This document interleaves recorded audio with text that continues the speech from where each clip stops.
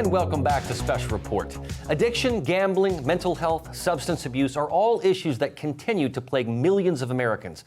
While there are many programs out there to address these issues, one in particular has approached the body's addictions with the spirit and leads with a faith-based approach. Banyan Treatment Centers offers a non-denominational Christian recovery program for those who suffer from addiction. The National Director of Faith-Based Services of the new Faith and Recovery Program is Anthony Acompora, who is joining us live in studio. Thanks so much for being here today. Thank you for having me. It's great to be here. Yeah, it's such a pleasure to have you, Anthony. Tell us a bit about Banyan Treatment Centers and the faith-based approach you take to healing people suffering from addiction.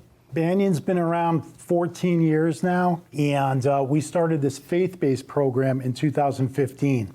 So it's a non-denominational, Christ-centered faith program, but it's integrated with clinical. There's also clinical programming with this faith-based program. But we've had over 9,000 clients that completed this program in the last 9 years. They come in from all over the country. A lot of them are local. They come in just for a general program, so they're not even thinking it's a faith-based program.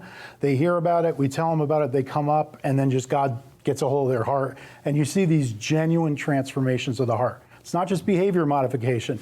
You see genuine changes. And it's amazing to see that light go on in people's eyes when they think God wrote them off. He doesn't want anything to do with them anymore because of what they were doing in their background. And not only does he want something to do with them, he still loves them with an unconditional love. He has a plan for them and he has a purpose for them. And that purpose comes out of all of the pain and all of the things that they were involved in. He works it together for good. Absolutely. Unfortunately, I know you see so many broken people, but those stories and what you were saying, how they, their heart is changed, how they find God and they're able to really get their life back on track. It seems like you're nourishing them from the soul, like really healing them from within. Do you think that this God-centered approach is the better way? Absolutely. I mean, there's so many studies that are out there with secular programs versus faith-based programs. There used to be more a few years back. We're one of the largest ones in the country. And we also expanded our faith program nationally. So it goes to all of our Banyan centers, 18 of them throughout the country, as far as we have one in Alaska, Banyan Center, Palm Springs. But our faith and recovery program's been around over 9 years. We just had a 9-year anniversary. The owner, the founder of Banyan, Joe Tuttle's an amazing guy, devout Christian. He's the one that wanted this program. The way the whole thing came together was God. There's no other way around it. It was just a random LinkedIn message to the executive director who I didn't even know, and they wanted to make it a faith-based program. I was leaving from another company, and I walked in there, and we started this program, and it's just been on ever since. So it's just the clinical side of it loves it too. They may not believe what we're doing, but they love the results. They love that the people aren't leaving. There's not fights in the hallways and things. They start to practice what we're preaching there.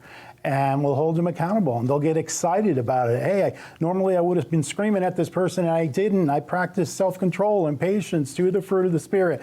So things like that, and it just kind of catches on. They get excited about it. And then we connect them to churches. We're involved with Calvary Chaplain, Fort Lauderdale. We have a baptism coming up this Saturday. We do that about every 5 or 6 weeks.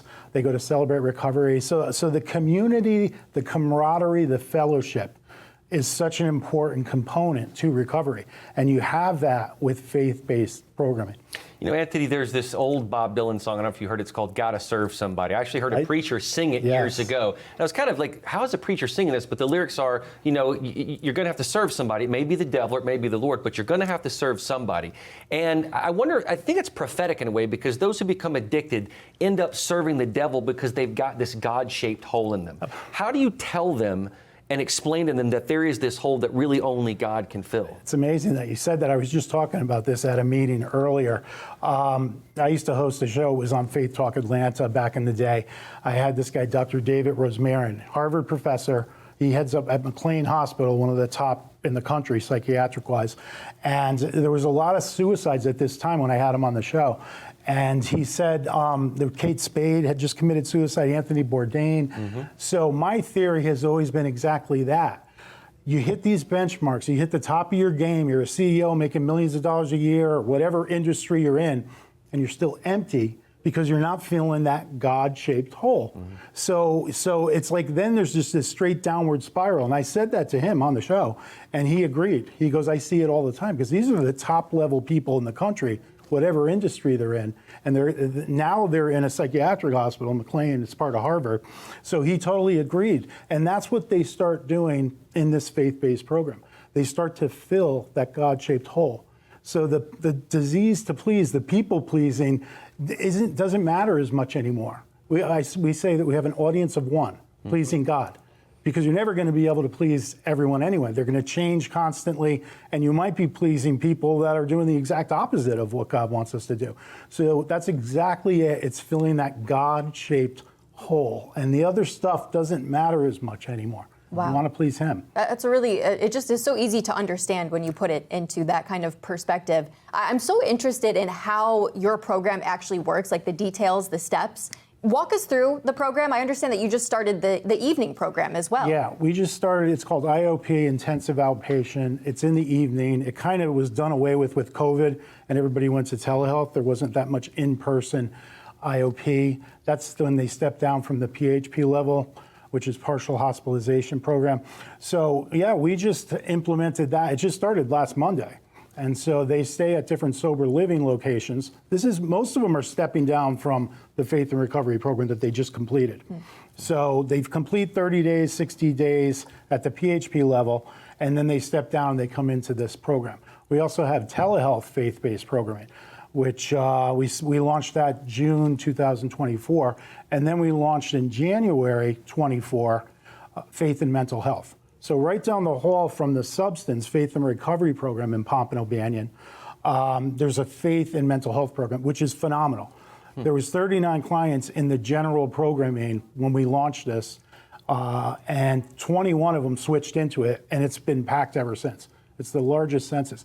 They feel like they have value, like they have worth, they have their own space.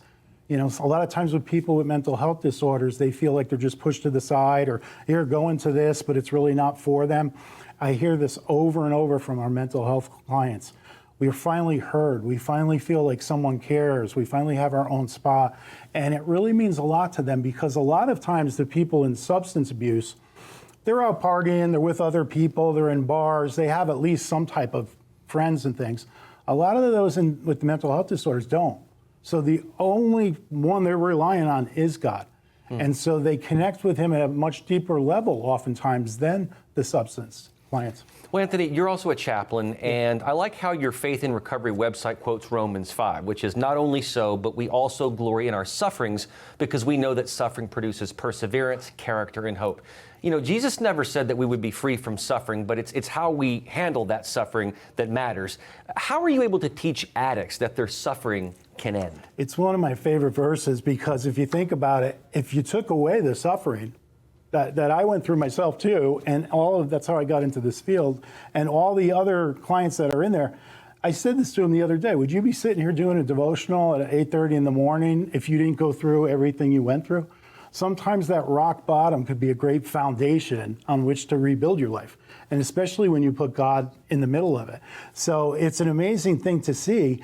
And the other thing that comes out of this is the families, the restoration process is much quicker with the families of those in the faith-based programming, because they may have heard 100 times, thousands of times, I'm not drinking anymore, I'm not using anymore. And then all of a sudden they tell their mother or their grandmother, their grandfather, because those are usually the ones that want them to do this. And they say, you're in a faith-based program, you're going to church now, you're reading the Bible?